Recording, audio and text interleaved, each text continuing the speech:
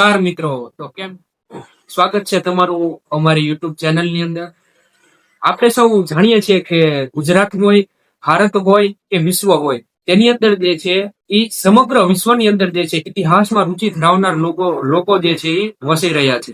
અને દિવસે ને દિવસે જે છે એ ઇતિહાસની અંદર જે છે એ લોકોની રુચિ, ઇતિહાસને વાંચન કરવાનો રસ, ઇતિહાસની નવી નવી ચીજ વસ્તુઓ જાણવાનો શોખ જે છે એ લોકોની અંદર વધી રહ્યો છે. તો આજે હું તમારી સામે એવા જ એક ઇતિહાસના સરસ મજાના ટોપિક લઈને તમારી સામે ઉપસ્થિત રહ્યો છું. એવી જ એક સંસ્કૃતિ છે હડપ્પાની સંસ્કૃતિ.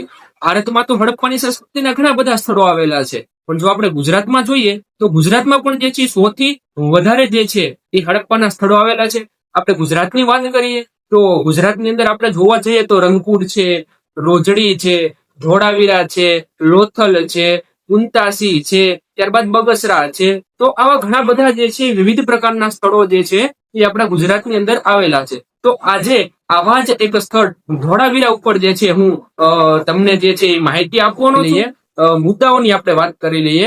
મુદ્દાઓ જે છે તમને અહીંયા ઉપર દેખાય છે, સ્ટેપ બાય સ્ટેપ મુદ્દાઓ જે છે એની ઉપર આપણે વારાફરતી ચર્ચા કરવાના છીએ. સૌપ્રથમ તો પ્રસ્તાવનાની વાત કરીએ તો આપણે પહેલા એ તો જાણવું પડે કે ધોળાવીરા જે છે એ ક્યાં આવેલું છે. તો ધોળાવીરા ક્યાં આવેલું છે એની આપણે વાત કરીએ તો ધોળાવીરા જે છે પશ્ચિમ ભારતના ગુજરાત રાજ્યના કચ્છ જિલ્લાના જે છે ખડીરબેટ ખાતે આવેલું જે છે પુરાતત્વીય સ્થળ છે. તેનું નામ જે છે ને એ તેના એક બાજુના આધુનિક ગામ ઉપરથી પડ્યું છે. ધોળાવીરાની અંદર જે છે તેને એક ટીંબા અથવા તો કોરડા તરીકે પણ ઓળખવામાં આવે છે. ધોળાવીરા જે છે એ કેવી રીતના નાશ પામ્યું તેના વિશે પણ ઇતિહાસકારોમાં મતાંતરો આપણને જોવા મળે છે. ધોળાવીરા ના શોધખોળ દરમિયાન જે છે આપણને ત્યાંથી ઘણી બધી સારી એવી વસ્તુઓ મળી આવી છે. એવું પણ ઇતિહાસકારોનું માનવું છે કે ધોળાવીરા જે છે એ લોથલની જેવું એક મહત્વનું બંદર હતું, જેના દ્વારા વિદેશો સાથે જે છે એ વ્યાપાર થતો હતો.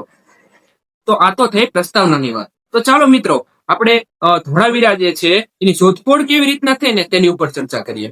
તો ધોળાવીરા જે છે એ ગુજરાતના જે મહત્વના જે હડપ્પાના સ્થળો છે તેમાં સૌથી મોટું જે છે 5મા નંબરનું સ્થાન ધરાવે છે.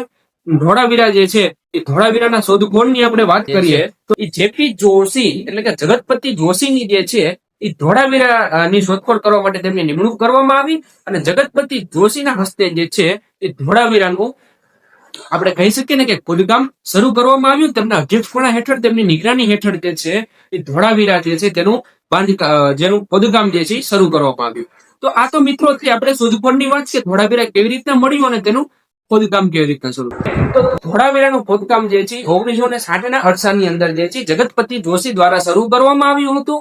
તેમની નિગરાની હેઠળ, તેમના અધ્યક્ષપણા હેઠળ શરૂ કરવામાં આવ્યું હતું અને ધીમે કરતા જે છે એ 1975 થી 2003ની સાલ દરમિયાન જે છે એ 13 ક્ષેત્રીય ખોદકામ કરવામાં આવ્યું હતું. 13 ક્ષેત્રીય ખોદકામ. તમને એવો પ્રશ્ન થશે આ ક્ષેત્રીય ખોદકામ એટલે શું? તો મિત્રો ક્ષેત્રીય ખોદકામ એટલે કાંઈ એટલું બધું કઈ અઘરું નથી. ક્ષેત્રીય ખોદકામ એટલે સ્ટેપ બાય સ્ટેપ આપણે જોઈએ તો માની લો કે તમે આ જમીન છે, બરોબર? તો આ જમીન છે તો એમાં પ્રથમ ભાગ જે છે પ્રથમ ભાગ આપણે ખોદ્યો, ત્યારબાદ આ બીજું સ્તર ખોદ્યું, ત્યારબાદ ત્રીજું સ્તર ખોદ્યું. એમ સ્ટેપ બાય સ્ટેપ આપણે જે છે ધીમે સ્તરો ખોદવાના હોય છે. તો તેને ક્ષેત્રીય ખોદકામ કહેવામાં આવે છે. અને દરેક સ્ટેપ, એક સ્ટેપ પતે આપણને બીજો સ્ટેપ પતે, ત્રીજો સ્ટેપ પતે, એવી રીતના ધીમે જે છે આપણને સ્ટેપ બાય સ્ટેપ વિવિધ પ્રકારની વસ્તુઓ મળતી જાય છે અને તેના આધારે નક્કી થાય છે કે આ કેટલા વર્ષ જૂની વસ્તુ. ચોથો મુદ્દો આપણે જોઈશું તેના નકશાનો, કે ભાઈ ધોળાવીરા જે છે એનું સ્ટ્રક્ચર કેવી રીતના હતું. તો અહીંયા તમે જોઈ શકો છો, મેં તમને ઉપર ખૂણામાં ધોળાવીરાનો નકશો બતાવ્યો છે. તો નકશામાં તમે ધ્યાનથી જોશો તો આપણને તેની અંદર 2 દરવાજા જોવા મળશે, ઉત્તરી દરવાજો, પૂર્વીય દરવાજો. આ ઉપરાંત ધોળાવીરાના લોકોએ જે છે એ બંને બાજુ તમને નકશાના ખૂણામાં જોઈ શકશો કે આ બાજુ પણ એક નહેર છે, આ બાજુ પણ એક નહેર છે. બંને નહેરોની અંદર જે છે પાણી જે છે રોકવા માટે થઈને તેમને એક સરસ મજાની વ્યવસ્થા કરી હતી અને જેના દ્વારા એ લોકો પાણીનો સંગ્રહ કરતા હતા અને પાણીનો સંગ્રહ કરીને જે છે એ લોકો ખેતી માટે અથવા તો જ્યારે વરસાદ ન આવ્યો ત્યારે તેને વાપરવા માટે પણ તેનો ઉપયોગ કરતા હતા. આની સાથે જે છે એ આપણે જોઈ શકીએ છીએ કે ભાઈ બેલી નામનું એક સ્થળ જે છે મેં તમને નકશામાં દર્શાવ્યું છે. તો બેલી નામનું જે સ્થળ હતું ત્યાં રાજ્યના ધોળાવીરાના જે મહત્વના અધિકારીઓ હતા, જેવા કે માની લો તમે જમીનદારોને લઈ લો, સેનાપતિને લઈ લો, મહત્વના મંત્રીઓને લઈ લો. આ જે બધા મહત્વના જે મંત્રીઓ હતા ને એ દરેક લોકો જે છે એ બેલી નામના સ્થળ ઉપર જે છે એ રહેવાસ કરતા હતા. આ ઉપરાંત બીજા બે નગરો પણ નગર એટલે કે ધોળાવીરાની અંદર જ જે છે બે બીજા વિસ્તારો હતા, down town and middle town. તો એ બંને તમે જોઈ શકો છો, અહીંયા ડાઉન ટાઉન છે, અહીંયા મિડલ ટાઉન છે. તો તે બે જગ્યાએ પણ જે છે ઊંચી જાતિના લોકો હોય તો તે જે છે આ સ્થળે રહેતા હતા, નીચી જાતિના લોકો હોય તો તે ત્યાં સ્થળે રહેતા હતા, એવું ઇતિહાસકારોનું માનવું છે. આ ઉપરાંત તમે જોઈ શકો છો કે ભાઈ નકશાની અંદર આપણે જે છે પશુઓ માટે થઈને, તેમના ખોરાક માટે થઈને ઔપચારિક જમીન પણ રાખવામાં આવી છે. તો ત્યાં ઘાસચારો ને ઉગાડવામાં આવતું હતું અથવા તો ઉગતું હતું. તો ત્યાં પશુઓને જે છે એ ચરવા માટે થઈને અથવા એમના ખોરાક લેવા માટે થઈને ત્યાં જમીન કેવી રાખવામાં આવી હતી? ઔપચારિક રાખવામાં આવી. આ ઉપરાંત આપણે જોઈ શકીએ છીએ કે ભાઈ ધોળાવીરામાંથી જે છે આપણને જે નકશામાં તમે જોઈ શકો છો, આપણને સરોવરો પણ જોવા મળે છે. એટલે કે પાણી સંગ્રહ કરવા માટે થઈને તેમને ખોદીને બનાવેલા તળાવો થાય, બરોબર. આ ઉપરાંત જે છે એ ધોળાવીરાના નકશામાં આપણે તમે નિરીક્ષીને જોશો તો ત્યાં આપણને કબ્રસ્તાનના અવશેષો પણ મળે છે. પણ અહીંયા જોવા જેવી ખાસ બાબત એ છે કે કબ્રસ્તાનમાંથી કોઈ પણ પ્રકારના આપણને જે છે દેહ મળતા નથી અથવા તો હાડકા કે હાડપિંજર આપણને મળતા નથી. એટલે ઇતિહાસકારોની અંદર મિત્રો એવો મતાંતર છે કે આ જગ્યા જે છે ચોક્કસ કબ્રસ્તાન માટે ઉપયોગમાં લેવામાં આવતી હતી કે નહીં. એટલા માટે આપણે પોતાનો મત એવો અહીંયા ચોક્કસ રજૂ ન કરી શકીએ.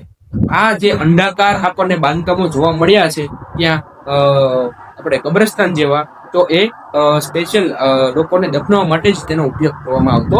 બાદ મિત્રો હવે આપણે જે છે ધોળાવીરા જેના માટે ખૂબ જ પ્રસિદ્ધ છે તેવી તેની વિશિષ્ટ જળ પ્રણાલી ઉપર આપણે તેની વાત કરીશું. તો મિત્રો જળ પ્રણાલીની વાત કરીએ તો આપણે શું જાણીએ છીએ કે ધોળાવીરા જે છે એ કચ્છ વિસ્તારમાં આવેલું છે, ઉષ્ણકટિબંધ ઉપર આવેલું શહેર છે. તો આપણે સૌ જાણીએ છીએ કે ભાઈ કચ્છની અંદર જે છે ઉષ્ણકટિબંધની અંદર જે છે એ વરસાદ જે છે એનું પ્રમાણ ક્યારેક સાવ ઓછું હોય છે તો ક્યારેક વધારે વરસાદ પડે છે. તો તમે વિચાર કરો મિત્રો કે તે સમયે લોકો જે છે એ એવી વિશિષ્ટ પ્રકારની તેમને પ્રણાલી વિકસાવી હતી જેના દ્વારા જે છે એ લોકો પાણીનો સંગ્રહ કરતા હતા. મિત્રો જે આપણે વાત કરીએ તો 1960 થી 2005 ના ગાળા દરમિયાન જે છે ખોદકામ કરતા આપણને વિશાળ પ્રકારના જે છે 2 થી 3 મહાન સરોવરો મળી આવ્યા છે. ત્યાં લોકો પાણીનો સંગ્રહ કરતા હતા. આ ઉપરાંત જેમ જેમ આગળ જે છે ખોદકામ થતું ગયું તેમ તેમ વિવિધ પ્રકારના પણ જે છે આપણને સરોવરો મળ્યા છે જ્યાં લોકો પાણીનો સંગ્રહ કરતા હતા. આ ઉપરાંત લોકોએ જે છે એ પાણીનો સંગ્રહ કરવા માટે થઈને વિશિષ્ટ પ્રકારના જે છે એ દિવાલો એવી જેમને બનાવી હતી જેના દ્વારા વરસાદનું પાણી જે છે દિવાલો ઉપર પડે અને એ પાણી સીધું જે છે સંગ્રહ થઈને જે છે એ તેમના જે ભૂસ્તરીય જે એમને નીચે પાણી સંગ્રહ કરતા હતા તેમના ફળિયા કે ઘરની નીચે જે છે ભૂસ્તરીય ટાંકો ટાઈપ આપણે માની લો અત્યારના સમયમાં આધુનિક ભાષામાં કહીએ તો ભૂગર્ભ ટાંકાની જેમ જે છે લોકો પાણીનો સંગ્રહ કરતા હતા. તો મિત્રો આપણે ચોંકી શકીએ છીએ આવું જાણીને કે ભાઈ એ સમયના લોકો પણ જે છે આવી સરસ મજાની જે છે વ્યવસ્થા કરતા. તો મિત્રો જળ પ્રણાલીની આપણે વાત થઈ ગઈ, ત્યારબાદ આપણે મહત્વનો મુદ્દો જે છે એ સાઇન બોર્ડની વાત કરીએ. સાઇન બોર્ડ એટલે કે આપણે માની લો કે સાંકેતિક નિશાનીઓ અથવા તો સાંકેતિક ભાષા દર્શાવતું એક પાટિયું, સાઇન બોર્ડનો આપણે એવો અર્થ કરી શકીએ. તો મિત્રો તમને જાણતા ખૂબ જ આનંદ થશે કે ધોળાવીરા ખાતે જે છે આપણને એક સાઇન બોર્ડ મળી આવ્યું છે અને સાઇન બોર્ડની અંદર જે છે એ વિવિધ પ્રકારની નિશાનીઓ દર્શાવવામાં આવી છે. જે નિશાનીઓ હું તમને અહીં ઉપર ખૂણામાં તમે જોઈ શકો છો મેં મૂકી છે. આ નિશાનીઓની વિશેષતા એ છે કે જે આપણને નિશાનીઓ મળી આવી છે એ ટોટલ 8 થી 10 જેટલી નિશાનીઓ છે અને દરેક નિશાની જે છે ને એ 4 થી 6 વખત રિપીટ કરવામાં આવી છે. અને આ નિશાની જે છે એ વાત કરીએ તો દરેક નિશાની જે છે ને એ 34 સેન્ટીમીટર જે છે મોટી છે અને આ નિશાનીઓ જે પાટિયાની અંદર લખવામાં આવી છે ને એ પાટિયું 3 મીટર જેટલું લાંબુ છે. અને મહત્વની વાત તો એ છે મિત્રો કે આ નિશાનીઓ બનાવવા માટે જે છે એ જીપ્સમના ટુકડાનો ઉપયોગ કરવામાં આવ્યો હતો. જીપ્સમના ટુકડા ગોઠવીને આ નિશાનીઓ બનાવવામાં આવી હતી, પરંતુ સમય જતા જે છે પાટિયું જે છે તેના મોઢા ઉપર આમ સપાટ પડી ગયું અને પડી જતા જે છે એ પાટિયું તો સડી ગયું પણ તેના જે પથ્થરોની ગોઠવણી હતી, તેના જીપ્સમના ટુકડાની ગોઠવણી દ્વારા જે નિશાનીઓ બનાવવામાં આવી હતી બરોબર તે બચી રહી. ત્યારબાદ આપણે ભાષા અને લિપિની વાત કરીશું. તો મિત્રો ધોળાવીરાના જે લોકો છે એ પોતાના દૈનિક જીવનમાં જે છે એ કેવા પ્રકારની ભાષા અને કેવા પ્રકારની લિપિનો ઉપયોગ કરતા હતા તે તો આપણે સ્પષ્ટ કહી શકતા નથી. તે તો વૈજ્ઞાનિક તે આપણા જે ઇતિહાસકારો છે તેની અંદર મતાંતરો છે. છતાં આપણને જે છે ને ધોળાવીરાના લોકોની જે છે એ ભાષા અને લિપિ દર્શાવતા જે છે ઘણા બધા અવશેષો મળી આવ્યા છે. ધોળાવીરામાંથી આપણને મળી આવતા જે માટલાઓ છે, જે મૃત ભાંડો છે, જે વિવિધ પ્રકારના વાસણો છે, તો તેની ઉપર જે છે ને આપણને ઘણા બધા જે છે લેખો મળી આવ્યા છે. તાજુબની વાત મિત્રો આપણને જોવા મળશે કે આપણે સામાન્ય રીતે જોઈએ તો આપણું લખાણ જે છે આપણે ડાબેથી જમણે બાજુ કરતા હોઈએ છીએ, પણ ધોળાવીરાના લોકો જે હતા તો તેમની લેખનમાં આપણને જે તેમને લેખ મળી આવ્યા છે મૃત ભાંડો ઉપર અથવા તો તાંબાના વાસણો ઉપર, તો તેમાં આપણને તેમનું લખાણ જે છે એ જમણેથી ડાબે જોવા મળ્યું છે. અને આ લોકો જે છે વિશિષ્ટ રીતે કઈ લિપિનો ઉપયોગ કરતા હતા, કઈ ભાષાનો ઉપયોગ કરતા હતા તે આપણે હજી સુધી ઉકેલી શક્યા નથી.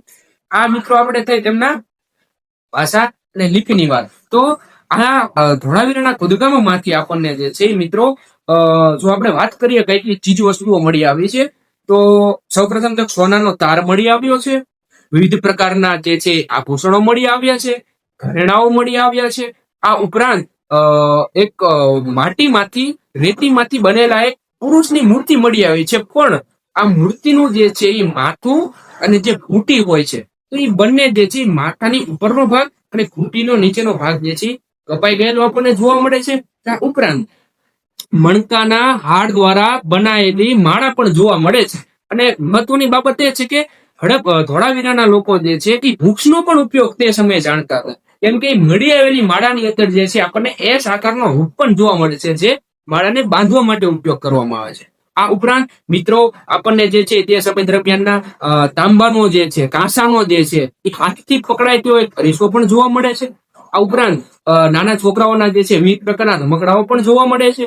આ ઉપરાંત તેની સાથે સાથે જે છે ધોળાવીરાની અંદર આપણને તે લોકોના જે છે સમય દરમિયાનના જે આભૂષણો ઉપરાંત તે જેઓ મેકઅપ માટે આજની ભાષામાં આપણે કહીએ તો પોતાને નિખારવા માટે, મેકઅપ કરવા માટે થઈને જે સાધનોનો ઉપયોગ કરતા હતા તે સાધનો પણ મિત્રો આપણને જોવા મળે છે. તો આમ મિત્રો આપણે છેલ્લે કન્ક્લુઝન કરીએ તો આપણે કહી શકીએ છીએ કે આમ તો જે છે એ ઇતિહાસની અંદર હડપ્પાના ઘણા બધા સ્થળો આપણને જોવા મળે છે, પણ ધોળાવીરા જેવું સ્થળ, લોથલ જેવું સ્થળ જેવા મહત્વના બંદરો, આપણે જેને બંદરો તરીકે મહત્વના આપણા ઇતિહાસના બંદરો હતા, જેના દ્વારા આપણે ભૂતકાળની અંદર મેસોપોટેમિયા સાથે, આફ્રિકા સાથે, આ બધા દેશો સાથે મહત્વનો વેપાર કરતા હતા. આવા મહત્વના વેપારી બંદરો સ્થળો જે છે આપણા ગુજરાતની અંદર હોય અને તેમાં પણ આવી મહત્વની વસ્તુઓ મળી આવે તો આપણા માટે ખૂબ જ ગૌરવની વાત કહેવાય મિત્રો, કેમ કે આપણા ગુજરાતમાં જે છે આવા હડપ્પાના સ્થળો મળી આવ્યા છે અને જેના દ્વારા આપણી ગુજરાતની, આપણા ભારતની જે છે એ સંસ્કૃતિનો જે છે ડંકો આપણે સમગ્ર વિશ્વમાં ઓગાળી શકીએ છીએ. તો મિત્રો ધોળાવીરા જે છે એ આપણા ઇતિહાસને જે છે જોડતી ખૂબ જ મહત્વની કડી છે. ધોળાવીરાના જે છે મળ્યા પછી આપણા હડપ્પાની સંસ્કૃતિની અંદર, આપણા ઇતિહાસની અંદર જે છે એ આપણે ઘણી બધી જે ખૂટતી કડીઓ હતી તેને આપણે જોડી શકીએ છીએ. તો હું તમારી પાસેથી વિદાય લઉં છું અને જો તમને મારો વિડીયો ગમ્યો હોય મિત્રો તો તેને લાઈક કરો, શેર કરો અને સબસ્ક્રાઇબ કરો. અસ્તુ, જય હિન્દ.